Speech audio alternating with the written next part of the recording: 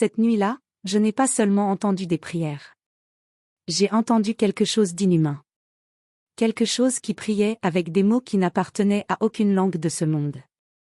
Et quand j'ai ouvert les yeux pour voir qui parlait, j'ai compris que certaines portes ne devraient jamais être ouvertes. Que certains secrets ne devraient jamais voir la lumière. Mais il était trop tard. Beaucoup trop tard. Mon nom n'a plus d'importance maintenant. J'ai été sœur pendant 43 ans. 43 années passées entre ces murs de pierre, à servir Dieu, à prier, à obéir. Mais ce que je vais vous raconter, je ne l'ai jamais confessé. Ni à ma mère supérieure, ni à mon confesseur, ni même à Dieu. Parce que ce soir-là, à minuit précisément, ce n'est pas Dieu qui m'a répondu. On m'appelait la sœur de nuit. C'était mon rôle, ma mission sacrée. Pendant que mes consoeurs dormaient, moi je veillais. De 22 heures jusqu'à l'aube, j'étais l'unique gardienne du silence. L'unique âme éveillée dans ce couvent perdu au milieu des collines. La mère supérieure m'avait choisi pour ma discipline, disait-elle. Pour mon calme. Pour ma capacité à rester seule sans avoir peur. Comme elle se trompait. Mes nuits suivaient toujours le même rituel. Après les complis, après que la dernière bougie de la chapelle ait été soufflée, je restais debout pendant que les autres montaient vers leurs cellules. J'écoutais leurs pas sur les escaliers de pierre, le froissement de leurs habits noirs, le grincement des portes en bois qui se fermaient une à une. Puis venait le silence. Ce silence épais, presque vivant, qui enveloppait le couvent comme un linceul. Un silence qui n'était jamais vraiment vide. Il y avait toujours quelque chose dedans. Un souffle. Une attente. Comme si les murs eux-mêmes écoutaient. Ma première ronde commençait à 22h30. Je prenais ma petite lampe à huile et je parcourais les couloirs. D'abord l'aile, où dormaient les sœurs âgées et les malades. Je vérifiais que personne n'avait besoin d'aide, que personne ne gémissait dans son sommeil. Ensuite l'aile ouest, les cellules des plus jeunes. Je m'assurais que toutes les portes étaient fermées. C'était la règle. La nuit appartenait au silence et à Dieu. Aucune sœur ne devait quitter sa cellule avant les matines. Puis je descendais. Le réfectoire, vide et froid. La sacristie, où les ornements sacerdotaux pendaient comme des fantômes. La bibliothèque, avec ses rangées de livres anciens qui sentaient le cuir et la poussière. Et enfin, toujours, la chapelle. C'était là que je passais le plus de temps. Agenouillée devant l'autel, je priais pour mes consoeurs, pour les âmes du purgatoire, pour les pécheurs. Le Christ sur la croix me regardait d'en haut, son visage figé dans une agonie éternelle. Les vitraux ne laissaient passer aucune lumière la nuit, ils devenaient noirs, opaques, comme des yeux fermés. Seules les bougies du sanctuaire brûlaient encore, projetant des ombres tremblantes sur les murs. J'aimais cette chapelle. Ou du moins, je croyais l'aimer. Pendant 3 ans, j'ai accompli cette tâche sans aucun problème. 3 années de nuits paisibles, de prières murmurées, de solitude choisie. Je pensais connaître chaque pierre de ce couvent, chaque recoin, chaque son. Le craquement des poutres quand le vent soufflait. Le bruit de la pluie sur les tuiles. Le ululement des chouettes dans le jardin. Tout cela était familier. Rassurant, même. Mais cette nuit-là, tout a changé. C'était un mardi de novembre. Le lendemain de la Toussaint. Le vent soufflait fort dehors, faisant trembler les volets et gémir les charpentes. Il devait être environ 23h30. J'avais terminé ma première ronde et je m'étais installé dans la chapelle pour prier. Le froid était mordant malgré mon épais habit de laine. Mon souffle formait de petits nuages blancs dans l'air glacé. J'avais les mains jointes, les yeux fermés, et je récitais le chapelet. Ave Maria, gratia plena, Dominus tecum. Les mots sortaient de ma bouche comme une mélodie familière, répétée des milliers de fois. C'est alors que je l'ai entendu pour la première fois. Un chant. Une voix de femme qui murmurait dans l'obscurité. Au début, j'ai cru que c'était le vent. Peut-être une de mes consoeurs qui priait dans sa cellule. Mais non. Cette voix venait de la chapelle. Elle venait d'ici, tout près de moi. J'ai arrêté de prier et j'ai ouvert les yeux. Mon cœur battait plus fort. J'ai tourné la tête lentement. Personne. La chapelle était vide. Seulement moi et les ombres dansantes. Mais la voix continuait. Elle chantait, ou plutôt elle psalmodiait quelque chose que je ne reconnaissais pas. Ce n'était pas du latin. Ce n'était pas du français. Les mots étaient étranges, gutturaux, comme s'ils venaient du fond d'une gorge très ancienne. Et il y avait quelque chose dans cette voix qui me glaçait le sang. Une tristesse infinie. Un désespoir sans fond. Je me suis levé lentement, mes genoux craquant sur le prie-Dieu. J'ai pris ma lampe et je me suis avancé vers l'autel. La voix semblait venir de derrière le crucifix. De derrière le Christ qui pendait au-dessus du tabernacle. Mes jambes tremblaient mais je continuais d'avancer. Un pas. Puis deux. La lumière de ma lampe dansait sur les colonnes de pierre. Et soudain, le chant s'est arrêté. Net. Comme si on avait coupé un fil invisible. Le silence est retombé, plus lourd qu'avant, plus oppressant. Mon souffle s'est bloqué dans ma gorge. C'est là que je l'ai vu. Une bougie. Une seule bougie qui brûlait devant l'autel, alors que j'étais absolument certaine de les avoir toutes éteintes. Sa flamme était immobile, parfaitement droite, comme s'il n'y avait pas d'air autour d'elle. J'ai approché ma main, prudemment. La cire était froide. Glacée. Comment une flamme pouvait-elle brûler sans chaleur? Et puis j'ai vu l'ombre. Une silhouette sombre qui glissait derrière le crucifix, le long du mur, comme une tache d'encre qui se déplace toute seule. Mon cœur a bondi dans ma poitrine. J'ai voulu crier mais aucun son n'est sorti. L'ombre a disparu. Purement et simplement disparu. J'ai couru vers l'endroit où elle se trouvait, ma lampe tremblant dans ma main. Il n'y avait rien. Seulement le mur de pierre froide et une petite statue de la Vierge Marie qui me regardait avec ses yeux de plâtre. J'ai posé ma main sur mon cœur et j'ai essayé de respirer. Ce n'était rien. Une illusion. La fatigue. Le froid. L'imagination. Je me suis répété ces mots encore et encore, comme une prière. Mais au fond de moi, je savais.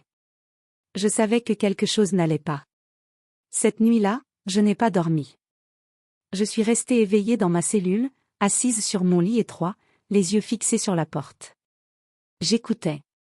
J'attendais. Mais rien ne s'est passé. Le silence du couvent était revenu, normal, paisible. Au matin, pendant les matines, j'ai observé mes consoeurs. Elles priaient calmement, leur visage serein dans la lumière des bougies. Personne ne semblait avoir entendu quoi que ce soit. Personne ne semblait troublé. J'ai failli me convaincre que j'avais tout imaginé. Failli. Mais la nuit suivante, c'est revenu. À minuit exactement. Pas une minute avant, pas une minute après. J'étais dans la chapelle, agenouillée, essayant de prier malgré la boule d'angoisse qui grossissait dans mon ventre. Et quand les 12 coups de l'horloge ont sonné, résonnant dans le silence comme un glas funèbre, la voix a commencé. Les mêmes mots incompréhensibles. La même mélopée étrange et déchirante. Cette fois, je n'ai pas bougé. Je suis resté immobile, les yeux fermés, récitant mes prières de plus en plus fort pour couvrir ce son maudit. Mais rien n'y faisait. La voix traversait mes prières comme un couteau traverse du beurre. La troisième nuit, j'ai essayé de ne pas aller à la chapelle. Je me suis dit que si je n'y allais pas, peut-être que la voix ne viendrait pas. Je suis resté dans le couloir, près de la porte, ma lampe à la main. Mais à minuit, les 12 coups ont sonné. Et la voix est venue quand même. Elle résonnait à travers les murs, montant depuis la chapelle, s'insinuant dans chaque recoin du couvent. Et cette nuit-là, j'ai remarqué quelque chose. La voix ne venait pas du cœur. Elle ne venait pas des bancs ni de l'autel. Elle venait d'en bas. Du sol. Les nuits suivantes, j'ai commencé à observer. À chercher. Pendant le jour, je trouvais des prétextes pour nettoyer la chapelle, pour ranger les missels, pour polir les chandeliers. Mais en réalité, je cherchais une trappe, une porte cachée, n'importe quoi qui pourrait expliquer ce que j'entendais. Mes consoeurs commençaient à me regarder bizarrement. Sœur Marguerite m'a demandé si j'allais bien. Sœur Thérèse a suggéré que je devrais peut-être dormir un peu plus. Mais comment leur expliquer? Comment leur dire que chaque nuit à minuit, une voix qui ne devrait pas exister chantait sous nos pieds? C'est le 7e jour que je l'ai trouvé. Derrière l'autel latéral de gauche, celui dédié à Saint Joseph, il y avait une petite porte en bois que je n'avais jamais remarquée auparavant. Elle était à moitié cachée par un grand candélabre et un vieux coffre contenant des ornements liturgiques. La porte était si basse qu'il fallait se courber pour passer. Et elle n'était pas verrouillée. Le loquet était simplement posé, comme si quelqu'un l'utilisait régulièrement. Mon cœur s'est emballé. Je savais que je ne devais pas toucher à cette porte. Quelque chose en moi, une intuition profonde, me criait de partir, de retourner à ma cellule et d'oublier tout cela. Mais je ne pouvais pas. La curiosité était plus forte que la peur. Ou peut-être était-ce le destin. Peut-être que certaines choses sont destinées à être découvertes, quel que soit le prix. Cette nuit-là, j'ai attendu minuit avec une impatience mêlée de terreur. J'ai fait semblant de faire ma ronde normale, mais tout mon être était concentré sur cette porte. Quand les 12 coups ont commencé à sonner, je me suis précipité vers l'autel de Saint-Joseph. Mes mains tremblaient tellement que j'ai eu du mal à déplacer le candélabre. J'ai soulevé le loquet. Le bois a grincé sinistrement. J'ai poussé la porte et une bouffée d'air glacé m'a frappé au visage. Un air qui sentait la terre humide, la pierre ancienne et quelque chose d'autre. Quelque chose de pourri. De mort. Derrière la porte, un escalier descendait dans l'obscurité. Les marches étaient usées, polies par d'innombrables passages au fil des siècles. Les murs de chaque côté suintaient d'humidité. Ma lampe projetait des ombres tremblantes. La voix était plus forte maintenant. Beaucoup plus forte. Elle montait vers moi depuis les profondeurs, claire et terrible. J'ai commencé à descendre. Une marche. Puis une autre. Chaque pas résonnait dans le vide comme un coup de tambour annonçant ma condamnation. J'ai compté les marches. 1, 2, 3, 10, 15, 20, 23 marches qui m'ont mené dans un endroit que je n'aurais jamais imaginé. Une crypte. Une crypte ancienne, bien plus vieille que le couvent lui-même. Le plafond était bas, voûté, soutenu par des piliers massifs couverts de mousse verte et noire. Le sol était en terre battue, humide et froid sous mes pieds. Et sur les murs, partout sur les murs, il y avait des inscriptions. Des noms gravés dans la pierre. Des centaines de noms. Certains étaient lisibles. D'autres avaient été effacés, grattés, rayés avec une violence qui avait laissé des marques profondes dans la pierre. Entre les noms, il y avait des phrases en latin. Des prières. Mais pas des prières normales. Ces prières étaient mélangées avec d'autres mots, des mots que je ne connaissais pas, des mots qui me donnaient la chair de poule rien qu'à les voir. Au centre de la crypte, il y avait une pierre tombale. Une dalle de granit noir sans aucune inscription. Et posés sur cette dalle, des objets religieux. Mais ils étaient tordus, déformés, brisés. Un crucifix dont les bras avaient été arrachés. Un calice fendu en deux. Un chapelet dont les grains étaient noirs comme du charbon calciné. Et au milieu de tout cela, un livre. Un vieux livre relié de cuir sombre, fermé par une chaîne en fer sur laquelle reposait un petit crucifix d'argent. La voix venait de là. De ce livre. Je le savais avec une certitude absolue.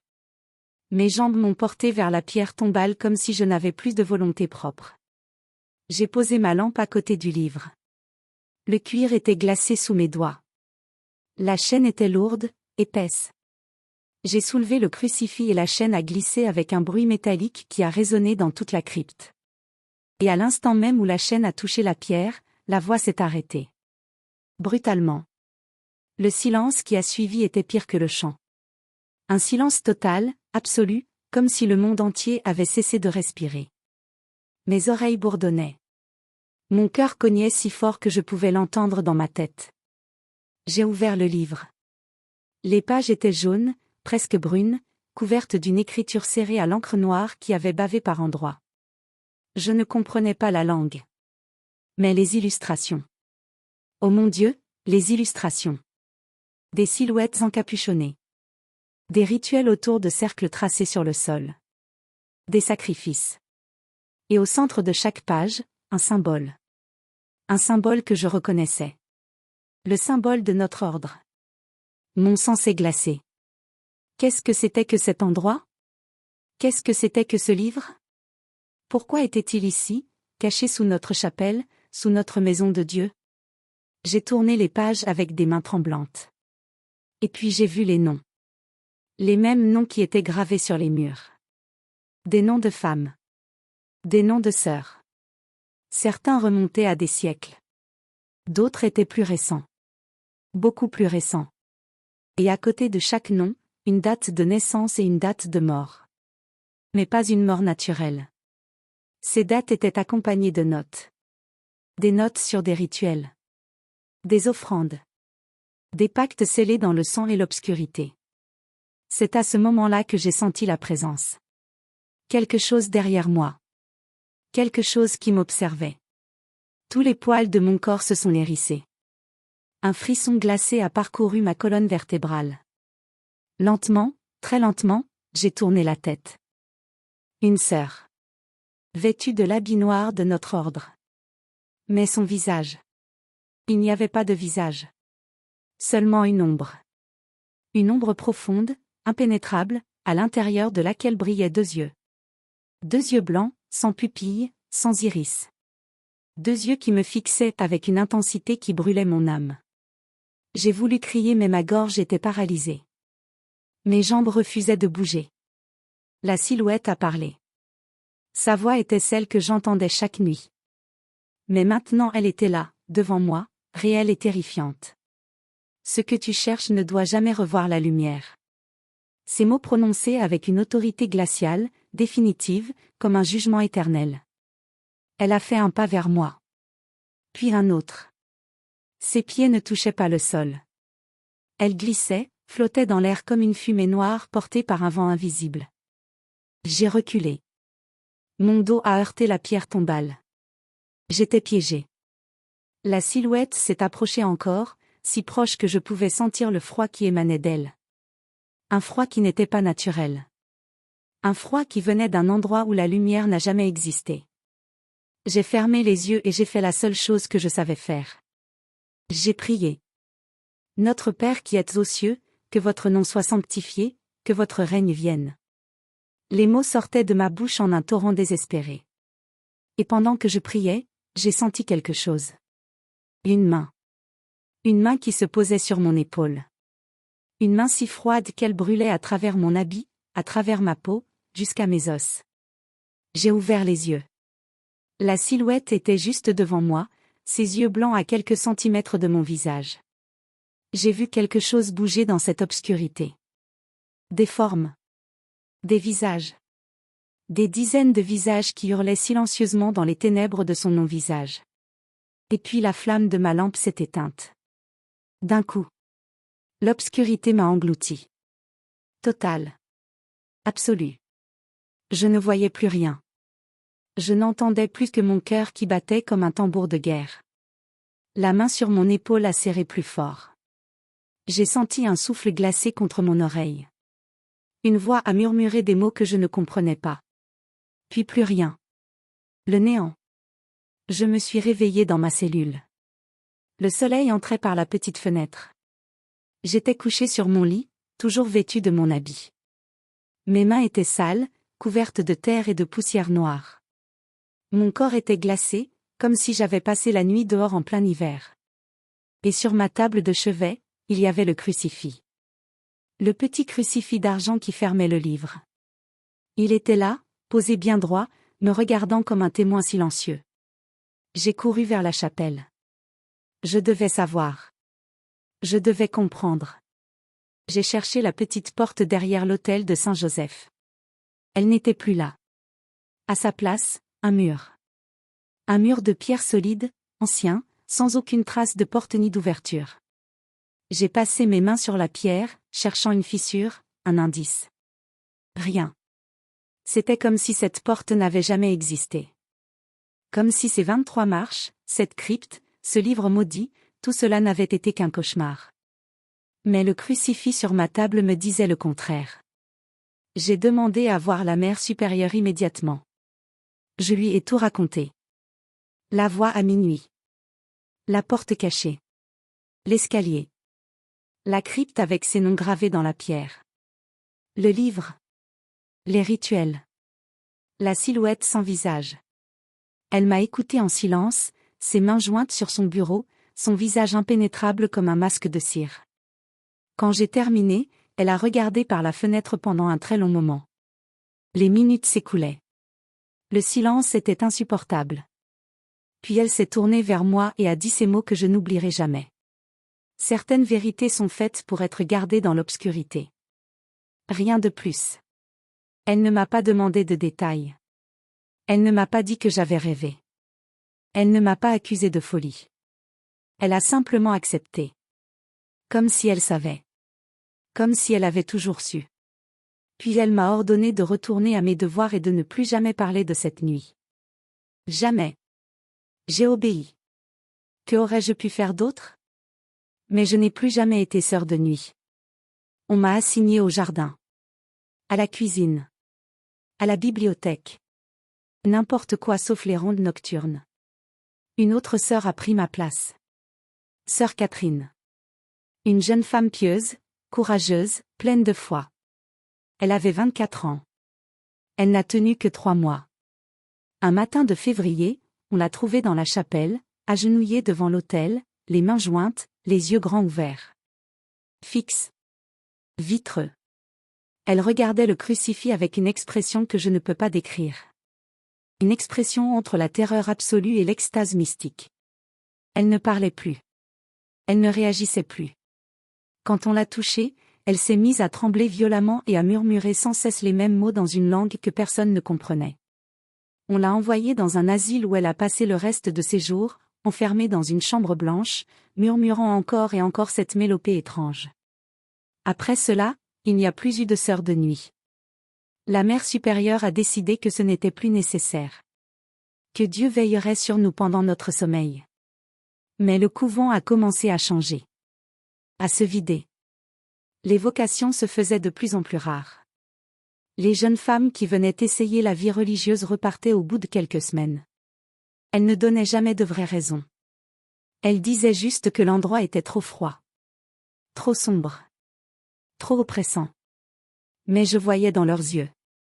Je voyais qu'elles avaient entendu quelque chose. Vu quelque chose. Senti quelque chose qui ne devrait pas exister. Le couvent a fermé il y a 10 ans. Officiellement pour manque de vocation. Les autorités ecclésiastiques ont vendu le bâtiment à une société privée qui voulait en faire un hôtel de luxe. Mais les travaux n'ont jamais été terminés. Les ouvriers refusaient de travailler après 17 heures. Ils disaient qu'ils entendaient des choses. Qu'ils voyaient des ombres se déplacer dans les couloirs.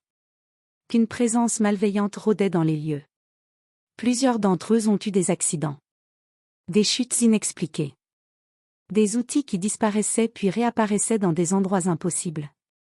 Un contremaître a fait une dépression nerveuse après avoir passé la nuit seul dans le bâtiment pour surveiller le matériel. Il a refusé de dire ce qui s'était passé. Le projet a été abandonné. Aujourd'hui, le couvent est vide. Ses murs tombent en ruine. Ses fenêtres sont brisées. La nature reprend ses droits, envahissant les couloirs avec des ronces et du lierre. Mais je sais. Je sais que ce n'est pas vraiment vide. Je sais que quelque chose est toujours là-bas, dans cette crypte cachée sous la chapelle. Quelque chose qui attend. Quelque chose qui appelle. Parce que chaque nuit, où que je sois, quelle que soit la distance entre moi et cet endroit maudit, j'entends encore la voix. À minuit. Toujours à minuit exactement. Cette mélopée étrange résonne dans ma tête comme une malédiction qui ne me quittera jamais. Au début, j'ai cru que c'était dans mon imagination. Que c'était le traumatisme. Mais non. C'est réel. Aussi réel que ce crucifix d'argent que je garde depuis cette nuit-là. J'ai montré ce crucifix à des prêtres. À des exorcistes. À des experts en objets religieux et en histoire médiévale. Personne n'a pu m'expliquer son origine. Certains disent qu'il est très ancien, qu'il date peut-être du XIIe ou XIIIe siècle. D'autres affirment qu'il dégage une énergie négative, qu'il ne devrait pas se trouver entre des mains humaines, qu'il devrait être détruit ou enfermé dans un endroit consacré. Un exorciste l'a tenu dans ses mains pendant quelques secondes avant de le laisser tomber comme si le métal l'avait brûlé. Il m'a regardé avec des yeux remplis de pitié et il m'a dit quelque chose que je n'ai jamais oublié. Vous êtes marquée, ma sœur. Ce que vous avez touché cette nuit-là vous a changé. Vous portez maintenant une part de cette obscurité en vous. J'ai essayé de me débarrasser du crucifix. Oh oui, j'ai essayé tant de fois. Je l'ai jeté dans une rivière. Il était sur ma table le lendemain matin. Je l'ai enterré profondément dans un champ, à des kilomètres de chez moi. Il est revenu. Je l'ai même laissé dans une église, le posant discrètement dans le confessionnal en espérant qu'il y resterait. Mais le soir même, il était de nouveau sur ma table de chevet. Comme s'il était lié à moi. Comme si un fil invisible nous reliait pour l'éternité. Je suis vieille maintenant. J'ai 79 ans. Mes mains tremblent. Ma vue faiblit. Mon corps est usé par les années et par le poids de ce secret que je porte. Je sais que la mort approche. Je le sens. Chaque matin, je me réveille en me demandant si ce sera mon dernier jour. Et j'ai peur. Pas de la mort elle-même. Non, la mort serait presque un soulagement. J'ai peur de ce qui vient après. J'ai peur de ce qui m'attend de l'autre côté. Parce que je sais, au fond de mon âme, que ce que j'ai touché cette nuit-là m'a marqué. Cette main glacée sur mon épaule. Ces yeux blancs qui ont regardé au plus profond de moi. Ce livre que j'ai ouvert en brisant la chaîne qui le retenait. Tout cela m'a changé. M'a lié à quelque chose qui n'aurait jamais dû être dérangé. Et maintenant, je me demande. Quand je fermerai les yeux pour la dernière fois, est-ce que je verrai la lumière de Dieu? Ou est-ce que je verrai cette crypte? Cette silhouette sans visage? Ces centaines de noms gravés dans la pierre? Parfois, la nuit, je me réveille en sursaut et je sens cette présence dans ma chambre. Je ne vois rien mais je sais qu'elle est là. Je sens ce froid qui n'appartient pas à ce monde. J'entends ce souffle qui n'est pas humain. Et je me recroqueville sous mes couvertures comme une enfant terrifiée, en priant encore et encore jusqu'à ce que l'aube arrive. Je prie encore. Je prie tous les jours. Mais ce n'est plus pareil. Avant, quand je priais, je sentais quelque chose. Une présence bienveillante. Une lumière. Un réconfort. Maintenant, quand je prie, il n'y a que le silence. Un silence vide. Comme si mes prières montaient vers le ciel mais n'arrivaient jamais à destination. Comme si quelque chose les interceptait en chemin. Comme si ce que j'ai fait cette nuit-là avait brisé quelque chose en moi. Un lien sacré qui ne peut plus être réparé. J'ai voulu servir Dieu. J'ai consacré ma vie entière à la prière, au sacrifice, à l'obéissance. 43 années passées entre ces murs, à renoncer à tout ce que le monde pouvait m'offrir. Pas de famille. Pas d'enfants. Pas d'amour terrestre. Tout cela sacrifié pour une vie de dévotion. Et pourquoi? Pour découvrir que sous la maison de Dieu se cachait quelque chose d'ancien et de terrible. Quelque chose qui existait bien avant que nous construisions nos églises et nos couvents. Quelque chose qui attendait patiemment dans l'obscurité qu'une âme curieuse descende ses 23 marches et découvre son secret. Et maintenant je comprends. Ces noms sur les murs. Ces centaines de noms gravés dans la pierre. Toutes ces sœurs avant moi qui ont trouvé la crypte. Qui ont ouvert le livre. Qui ont vu la silhouette. Elles aussi ont été marquées. Elles aussi ont porté ce fardeau jusqu'à leur mort. Et après leur mort? Je ne veux pas y penser. Je ne veux pas imaginer où sont leurs âmes maintenant. Si elles reposent en paix ou si elles errent encore dans cette crypte, prisonnières pour l'éternité. Parfois je me demande pourquoi. Pourquoi moi? Pourquoi ai-je été choisie pour être sœur de nuit? Pourquoi ai-je trouvé cette porte que d'autres n'ont jamais vue? Pourquoi ai-je eu cette curiosité maudite qui m'a poussée à descendre? Était-ce le hasard? Ou était-ce écrit depuis le début? Peut-être que chaque génération de sœurs doit avoir sa gardienne. Sa témoin. Quelqu'un qui découvre le secret et qui doit vivre avec jusqu'à la fin de ses jours. Peut-être que c'est le prix à payer. Le véritable sacrifice que demande cet endroit. La mère supérieure est morte il y a 5 ans. Elle avait 92 ans. Sur son lit de mort, elle m'a fait rappeler. J'étais la seule dans la chambre avec elle. Elle pouvait à peine parler, son souffle était court et sifflant. Elle m'a pris la main avec une force surprenante pour quelqu'un d'aussi faible. Et elle m'a dit quelque chose. Elle m'a dit que je n'étais pas la première. Qu'elle aussi, dans sa jeunesse, avait été sœur de nuit. Qu'elle aussi avait entendu la voix. Qu'elle aussi avait trouvé la crypte. Mais contrairement à moi, elle n'avait jamais ouvert le livre. Elle avait eu peur. Elle était remontée en courant et elle avait muré la porte le lendemain. Ou du moins, elle l'avait cru. Parce que la porte revient toujours. Comme le crucifix revient toujours. Certaines choses ne peuvent pas être détruites. Elles ne peuvent qu'être transmises. Elle m'a regardé avec des yeux remplis de larmes et elle m'a demandé pardon. Pardon de ne pas m'avoir prévenu. Pardon de m'avoir choisi comme sœur de nuit en sachant ce qui pourrait arriver. Elle m'a dit qu'elle avait espéré que la voix ne reviendrait pas. Que le secret resterait enterré. Mais elle savait, au fond d'elle-même, que c'était impossible. Le secret voulait être découvert. Encore et encore. Génération après génération. Je lui ai dit que je lui pardonnais. Je ne sais pas si c'était vrai. Je ne sais pas si je peux vraiment pardonner. Mais c'était une mourante et elle méritait cette paix avant de partir.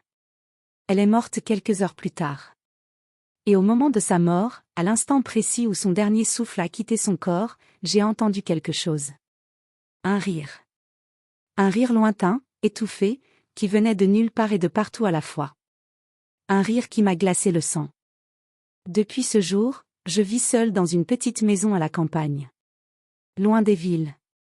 Loin des gens. Je n'ai plus de contact avec l'église. Je ne vais plus à la messe. Je ne porte plus l'habit. Mais je garde mon crucifix. Le petit crucifix d'argent qui ne me quitte jamais. Je le porte autour de mon cou, caché sous mes vêtements. Il est toujours froid. Toujours glacé contre ma peau. Parfois je le serre dans ma main et je me demande ce qui se passerait si je le donnais à quelqu'un d'autre. Si je transférais ce fardeau. Mais je ne peux pas. Je ne peux pas condamner quelqu'un d'autre à porter cette malédiction. C'est ma croix. Mon calvaire personnel. Les villageois près de chez moi me considèrent comme une vieille femme étrange. Ils sont polis mais distants. Ils ne me posent pas de questions sur mon passé. Tant mieux. Comment leur expliquerais-je ? Comment leur dirais-je que j'ai passé ma vie à servir Dieu pour découvrir que le mal se cachait juste sous nos pieds ? Que nos prières montaient vers le ciel pendant que quelque chose d'ancien et de terrible dormait dans les fondations de notre chapelle ? Parfois, des jeunes gens viennent me voir. Des chercheurs de paranormal. Des amateurs de mystères. Ils ont entendu des histoires sur le vieux couvent abandonné. Ils veulent savoir ce qui s'est vraiment passé. Pourquoi il a été fermé si soudainement ? Pourquoi les travaux de rénovation ont été abandonnés ? Je leur dis que je ne sais rien. Que j'étais juste une simple sœur qui s'occupait du jardin. Ils repartent déçus.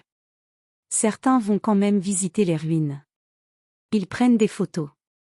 Ils enregistrent des sons. Ils cherchent des preuves de fantômes ou d'activités paranormales. La plupart ne trouvent rien et rentrent chez eux avec quelques clichés de murs en ruine. Mais parfois, très rarement, l'un d'eux ne revient pas. Ou il revient changé. Les yeux vides. Le regard perdu. Incapable d'expliquer ce qu'il a vu. Et je sais.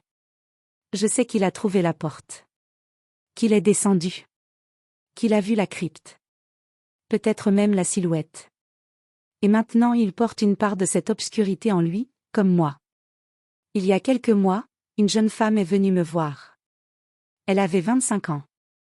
Elle m'a dit qu'elle faisait des études de théologie et qu'elle écrivait une thèse sur les couvents abandonnés de la région. Elle m'a demandé si je pouvais lui parler de mon expérience au couvent. J'ai refusé. Mais elle a insisté. Elle m'a dit qu'elle avait lu des archives.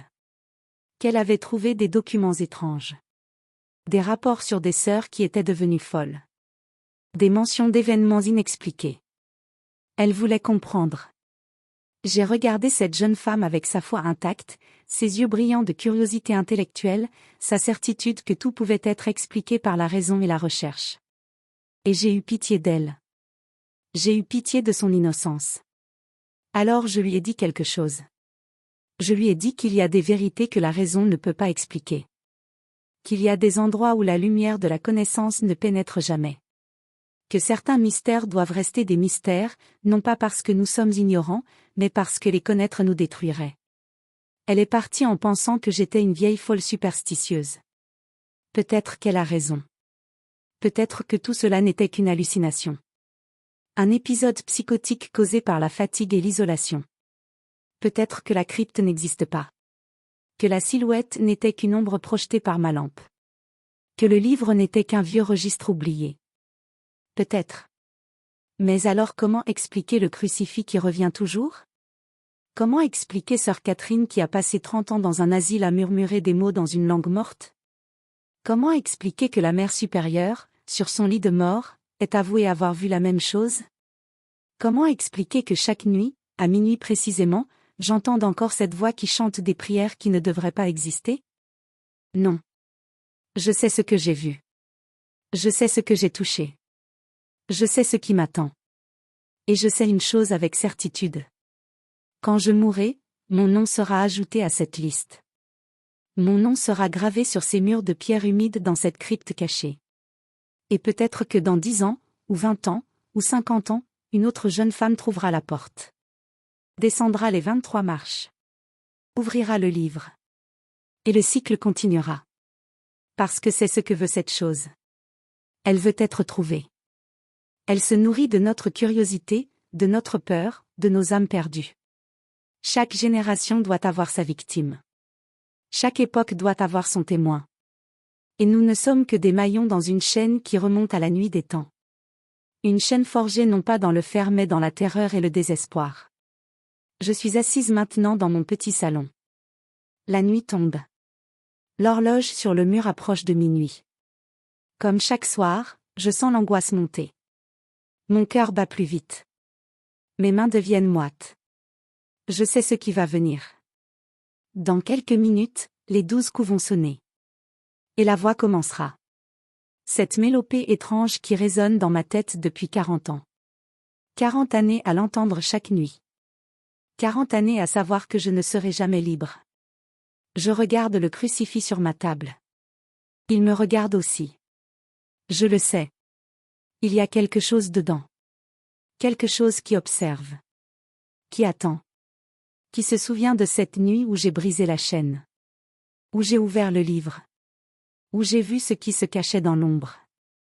Les 12 coups commencent à sonner. 1, 2, 3. Mon corps se raidit. 4, 5, 6. Je ferme les yeux. 7, 8. 9. Je serre les poings. 10, 11. 12. Et la voix commence. Elle est là, aussi claire que si quelqu'un se tenait juste à côté de moi. Ces mots incompréhensibles. Cette tristesse infinie. Ce désespoir qui n'a pas de fin. Je prie. Non pas pour que la voix s'arrête. Je sais qu'elle ne s'arrêtera jamais. Je prie pour quelque chose de différent maintenant. Je prie pour les vivants. Je prie pour que personne d'autre ne trouve cette porte. Je prie pour que le couvent tombe en ruine complète et que la nature l'engloutisse totalement. Je prie pour que la crypte soit ensevelie sous des tonnes de pierre et de terre. Je prie pour que le livre se désintègre. Que les murs s'effondrent. Que le secret soit enfin enterré pour toujours. Mais je sais que c'est inutile. Certaines choses ne peuvent pas être détruites. Elles ne font que changer de forme. Elles attendent. Elles persistent. Elles se transmettent. Le mal n'a pas besoin de corps physique pour survivre. Il a juste besoin d'un endroit. D'un symbole. D'un livre. D'une voix qui appelle dans la nuit. Je prie encore. Mais plus pour les vivants. Plus pour ceux qui viendront après moi. Plus pour que Dieu, s'il existe encore, s'il peut encore m'entendre malgré ce que j'ai fait, protège les innocents. Protège les curieux. Protège ceux qui comme moi pourraient être tentés de descendre ces marches. De lever ce voile. De découvrir ce qui devrait rester caché. Parce qu'il y a des nuits que Dieu lui-même n'aurait pas voulu voir. Et j'ai vécu une de ces nuits. Une nuit qui dure maintenant depuis 40 ans. Une nuit qui ne prendra fin que lorsque je fermerai les yeux pour la dernière fois. Et même alors, même dans la mort, je me demande si je trouverai enfin la paix. Ou si je rejoindrai ces centaines de noms gravés dans la pierre. Ces âmes perdues qui errent encore dans cette crypte. Prisonnières pour l'éternité de ce qu'elles ont découvert. J'étais sœur de nuit. J'ai veillé sur le couvent pendant que mes consoeurs dormaient. J'ai cru servir Dieu. Mais cette nuit-là, à minuit, quand j'ai ouvert cette porte et descendu ces marches, c'est autre chose qui m'a répondu. Quelque chose d'ancien. Quelque chose de terrible. Quelque chose qui ne m'a jamais laissé partir. Et maintenant, alors que ma vie touche à sa fin, je vous raconte cette histoire. Non pas pour être crue. Non pas pour être comprise. Mais pour témoigner. Pour laisser une trace. Pour que quelqu'un, quelque part, sache la vérité. Sache ce qui se cache sous cette chapelle abandonnée. Sache pourquoi certaines portes doivent rester fermées. Pourquoi certains secrets doivent rester dans l'obscurité. Certaines vérités sont faites pour être gardées dans l'obscurité. C'est ce que m'a dit la Mère supérieure il y a tant d'années. Et elle avait raison. Mais il est trop tard pour moi. J'ai ouvert la porte. J'ai vu la lumière. Ou plutôt, j'ai vu l'absence de lumière. J'ai vu ce qui existe dans les endroits où Dieu ne regarde pas. Dans les recoins oubliés de sa création.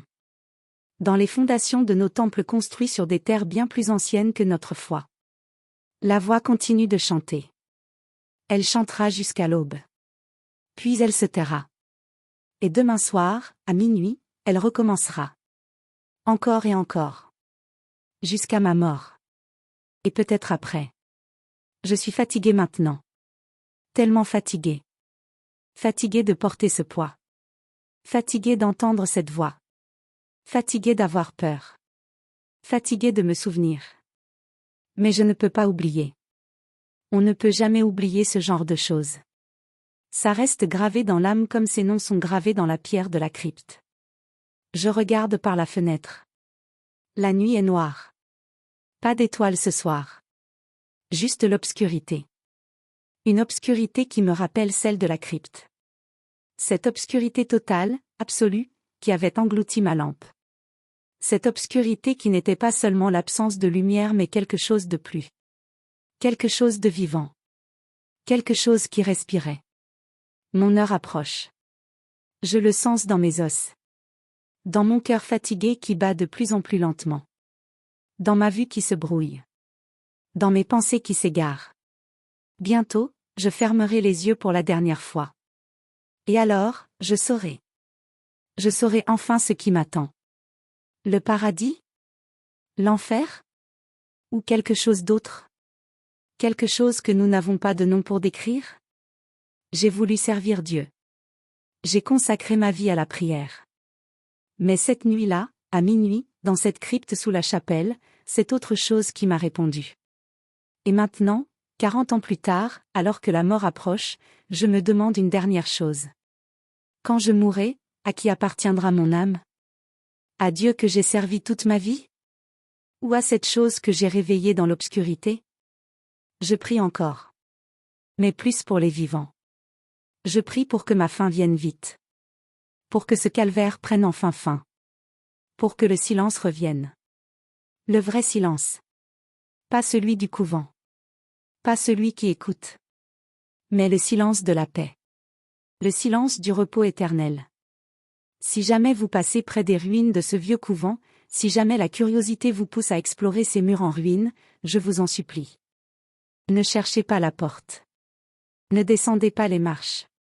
N'ouvrez pas le livre. Laissez le secret dans l'obscurité où il appartient.